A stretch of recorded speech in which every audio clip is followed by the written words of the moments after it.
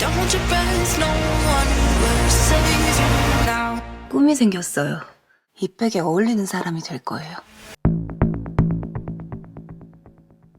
What does it really mean to become successful as an artist in modern Korea? Today, I will discuss the art of Sarah, while the drama follows the journey of an ambitious female artist navigating the competitive art world. I argue that the series is not only about art, it is about identity, commodification, and the emotional cost of ambition. Instead of simply telling the story chronologically, we are going to unfold it through her 4 identities. Through these 4 names, we can trace not only her personal transformation, but also the social pressures shaping her. Kim, Mi-jang, Mak, Gahi, Kim, Eun-Chai, Kim, Sarah, 4 names for social positions, one woman trying to survive. She starts as Mak Gahi, a sales clerk, working within the system, chasing recognition and financial stability. She is ambitious, but burdened by debt. From that moment on, she transformed into Kim Yoon-chitha, wife entangled in a loan shark network, at the cost of donating her organs. In the process, she came to understand the true workings of power. Then she ascends further, becoming Kim Sarah, the founder of a rising brand, polished, strategic, and publicly celebrated. At this point, it seems like a story of upward mobility, but the ending reverses the trajectory.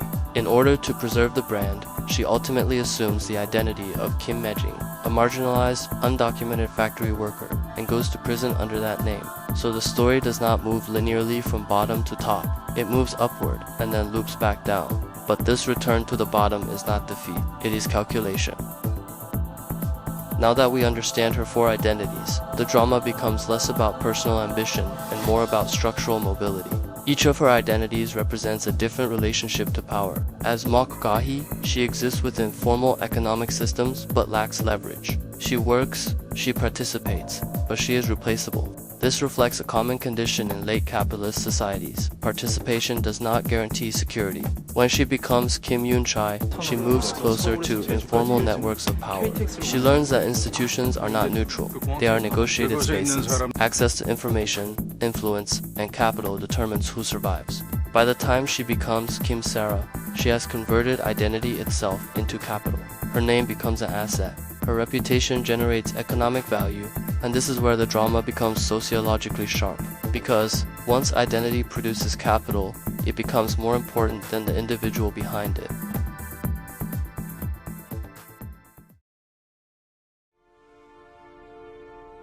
세상을 상대로 사기친 소감이 어때요? 형사님은 저를 잡아서 승진하셨고 저는 부대를 지켰고 김희정은 원하던 대로 사라킴이 됐어요. 피해자가 없는데 이게 어떻게 사기예요? The police officer enforces justice, yet benefits from institutional recognition. Business partners secure profit margins. The loan shark gains physical survival. Secondary characters extract validation, money, or status. This is not a story of heroes and villains. It is a story of negotiated advantage. Everyone participates in the system. Everyone gains something. 형사님, 이 세상이 만족이라는 만족이라는 단어밖에 없어요. Satisfaction here is not about ethical clarity. It is about positional security. She understands that in this hierarchy, authenticity is irrelevant unless it produces value. If society recognizes the brand, if contracts remain valid, if capital continues to circulate, then the constructed identity becomes functionally real. The drama suggests that real is not a moral category. It is a stabilized social agreement. Ultimately, the art of Sarah is not asking whether the protagonist is guilty or innocent. It is asking something more unsettling. What does it mean to survive within a system that rewards functionality over morality? Throughout the series, we see that consequences are not distributed according to ethical standards, but according to structural value. The most disposable identity is punished. The most profitable identity is preserved. This reveals a key sociological insight. Modern institutions do not necessarily eliminate corruption. They incorporate it. They reorganize it. They stabilize it. The system continues to function not because everyone is moral, but because everyone negotiates, and that is why the ending feels so calm. There is no collapse, no dramatic moral reckoning, only continuity. In the end, the system keeps what generates value and discards what can be sacrificed, and she has learned how to divide herself accordingly.